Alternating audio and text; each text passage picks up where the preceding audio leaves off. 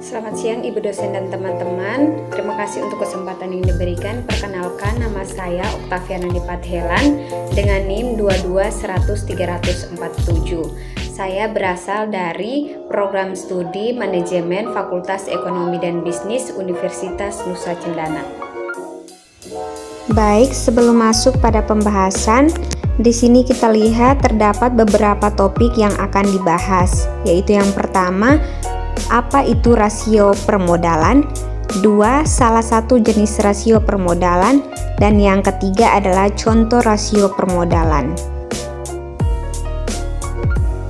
Di sini saya akan menjelaskan terkait rasio permodalan. Rasio permodalan dalam bank umum merupakan indikator penting untuk menilai kesehatan finansial dan kemampuan bank dalam menanggung suatu risiko. Bank diatur oleh otoritas perbankan seperti Otoritas Jasa Keuangan atau OJK di Indonesia untuk menjaga kecukupan modal dan meminimalkan risiko kebangkrutan. Risiko permodalan bank umum adalah ukuran yang digunakan untuk menilai kemampuan bank dalam menyerap risiko dan mempertahankan stabilitas keuangan. Nah, di sini saya akan menjelaskan salah satu jenis rasio permodalan, yaitu leverage ratio. Leverage ratio merupakan rasio yang membandingkan modal bank dengan total aset tanpa memperhitungkan risiko. Tujuan rasio ini adalah untuk menjaga agar bank tidak terlalu berisiko dengan mengandalkan terlalu banyak utang untuk membiayai asetnya. Nah, rumus dari rasio leverage ini adalah modal inti per total aset dikali 100%. OJK dan Basel III merekomendasikan rasio leverage minimalnya sebesar 3%. Baik teman-teman, untuk memperjelas apa yang telah saya sampaikan, saya telah mencantumkan salah satu contoh terkait rasio leverage. Contohnya adalah suatu bank memiliki informasi seperti berikut, yaitu modal inti sebesar 150 miliar dan total aset sebesar 5 triliun. Dengan suruhan, hitunglah rasio leverage bank tersebut dan tentukan apakah rasio ini memenuhi rekomendasi OJK dan Basel III. Nah, kita masuk pada langkah penyelesaian. Telah kita ketahui bersama bahwa rumus dari rasio leverage adalah modal inti per total aset dikali 100%.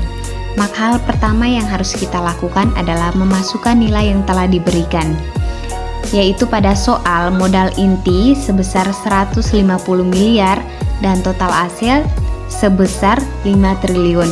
Maka dapat kita catat rasio leverage sama dengan 150 miliar per 5 triliun dikali 100%. Nah, langkah berikutnya kita langsung hitung rasio tersebut, yaitu 150 miliar per 5 triliun sama dengan 0,03.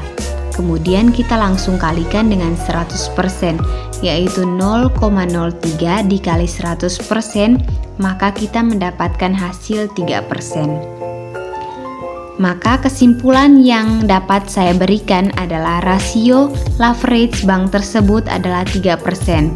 Maka rasio ini sesuai dengan batas minimum yang direkomendasikan oleh OJK dan Basel III, yaitu 3%, sehingga bank tersebut memenuhi syarat pengelolaan rasio leverage.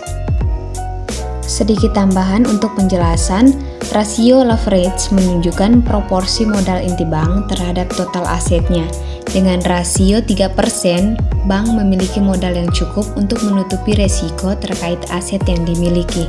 Rasio yang lebih rendah dari 3% menandakan risiko lebih tinggi karena ketergantungan pada utang yang lebih besar, sedangkan risiko yang lebih tinggi menunjukkan pengelolaan risiko utang yang lebih konservatif.